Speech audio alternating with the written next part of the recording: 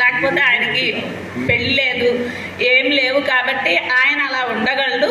మనం ఎక్కడ ఉంటాము అని మనం అనుకుంటాము, కానీ అలా ఉండగలము అని చూపించడానికి మళ్ళీ సాయినాథుడే గృహస్థాశ్రమాన్ని స్వీకరించి మనందరినీ తరింపజేయడానికి మళ్ళీ అవతరించారు.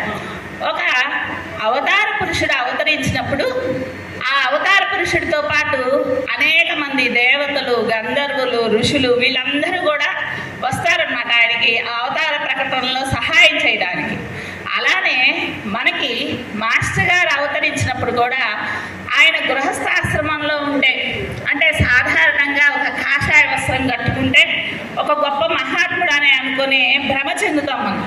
కానీ ఆయన గృహస్థాశ్రమంలో ఉంటున్నా కూడా ఎంత గొప్పవాడో తెలియచేయడానికి ఆయనతో పాటు అనేక మంది మహాత్ములు అవతరించారు ఆ సమయంలో.